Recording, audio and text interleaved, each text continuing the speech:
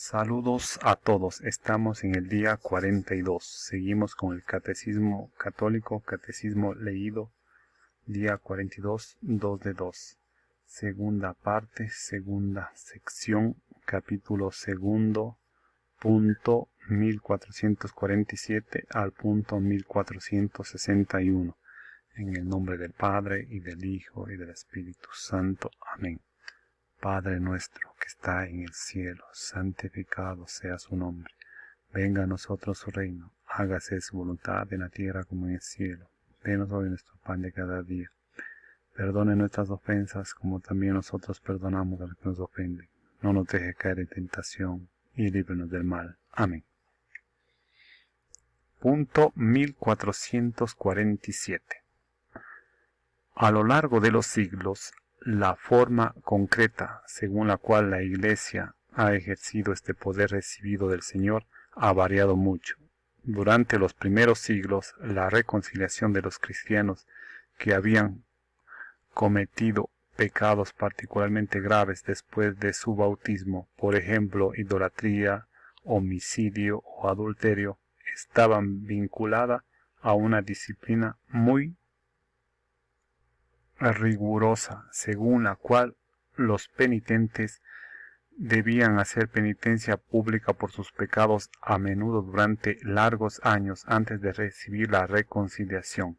A este orden de los penitentes, que sólo conocía ciertos pecados graves, sólo se era admitido raramente y en ciertas regiones, una sola vez en la vida. Durante el siglo VII, los misioneros irlandeses, inspirados en la tradición monástica de Oriente, trajeron a Europa continental la práctica privada de la penitencia, que no exigía la realización pública y prolongada de obras de penitencia antes de recibir la reconciliación con la Iglesia.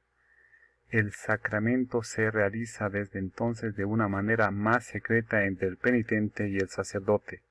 Esta nueva práctica preveía la posibilidad de la reiteración del sacramento y abría así el camino a una recepción regular del mismo. Permitía integrar en una sola celebración sacramental el perdón de los pecados graves y de los pecados veniales. A grandes líneas, esta es la forma de penitencia que la Iglesia practica hasta nuestros días. Punto 1448. A través de los cambios de la disciplina y la celebración, este sacramento han experimentado a lo largo de los siglos, se descubre una misma estructura fundamental. Comprende dos elementos igualmente esenciales. Por una parte, los actos del hombre que se convierte bajo la acción del Espíritu Santo, a saber, la contrición, la confesión de los pecados y la satisfacción. Y por otra parte, la acción de Dios por el ministerio de la Iglesia, por medio del obispo y de sus presbíteros. La Iglesia, en nombre de Jesucristo, concede el perdón de los pecados, determina la modalidad de la satisfacción, ora también por el pecador y hace penitencia con él. Así el pecador es curado y restablecido en la comunión eclesial. Punto 1449. La forma de absolución en uso en la Iglesia latina expresa el elemento esencial de este sacramento. El Padre de la Misericordia es la fuente de todo perdón.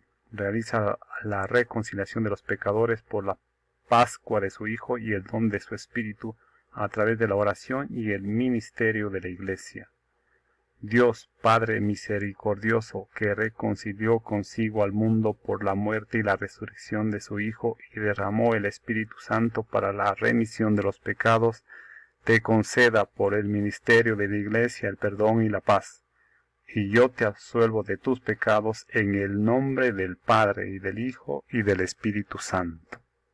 7. Los actos del penitente.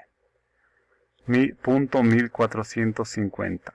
La penitencia mueve al pecador a sufrir todo voluntariamente en su corazón, contrición en la boca, confesión en la obra, toda humildad y fructífera satisfacción. La contrición, punto 1451. Entre los actos del penitente, la contrición aparece en primer lugar. Es un dolor del alma y una detestación del pecado cometido con la resolución de no volver a pecar. Punto 1452.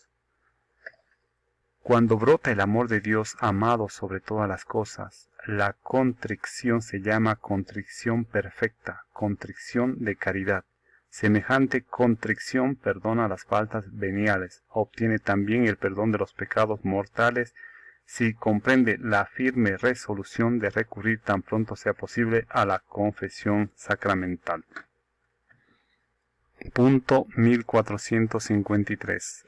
La contrición llamada imperfecta o atricción es también un don de Dios, un impulso del Espíritu Santo. Nace de la consideración de la fealdad del pecado, del temor de la condenación eterna y de las demás penas con que es amenazado el pecador. Tal conmoción de la conciencia puede ser el comienzo de una evolución interior que culmina bajo la acción de la gracia en la absolución sacramental. Sin embargo, por sí misma la contrición perfecta no alcanza el perdón de los pecados graves, pero dispone a obtenerlos en el sacramento de la penitencia. Punto 1454. Conviene preparar la recepción de este sacramento mediante un examen de conciencia hecho a la luz de la palabra de Dios. Los textos más adaptados a este respecto se encuentran en la catequesis moral de los evangelios y de las cartas de los apóstoles, Sermón de la Montaña y enseñanzas apostólicas. La confesión de los pecados, punto 1455.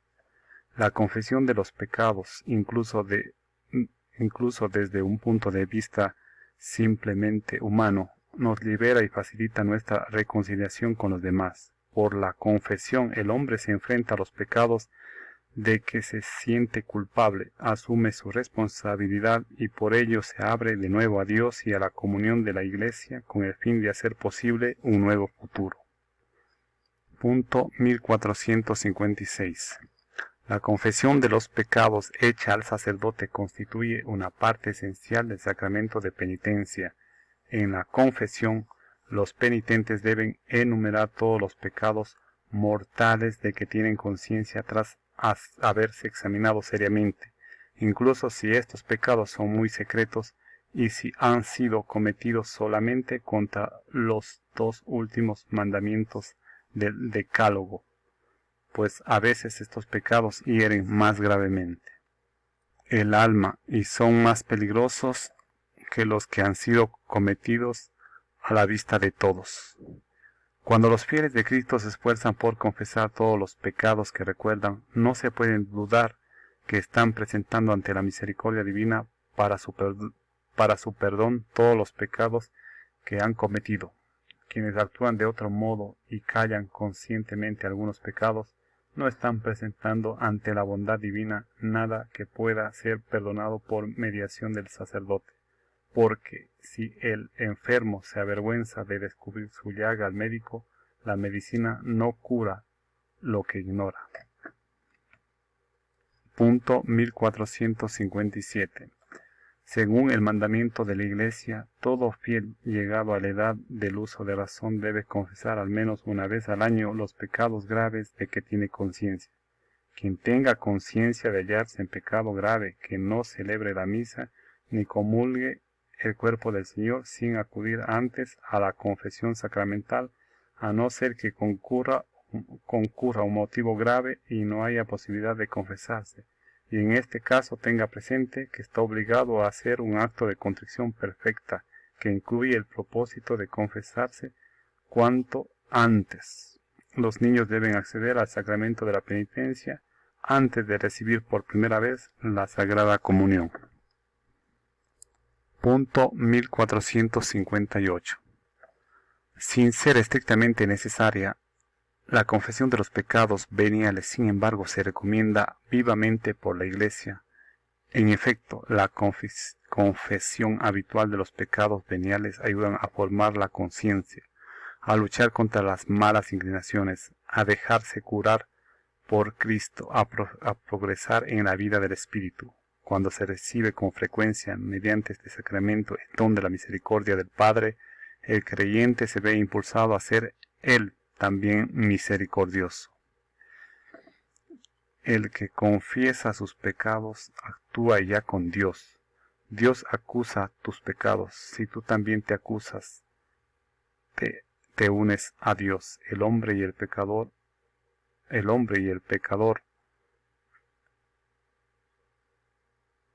son, por así decirlo, dos realidades. Cuando oyes hablar del hombre, es Dios quien lo ha hecho. Cuando oyes hablar del pecador, es el hombre mismo quien lo ha hecho. Destruye lo que tú has hecho para que Dios salve lo que Él ha hecho. Cuando comienzas a detestar lo que has hecho, entonces tus obras buenas comienzan porque reconoces tus obras malas. El comienzo de las obras buenas es la confesión de las obras malas. Haces la verdad y vienes a la luz. La satisfacción, punto 1459.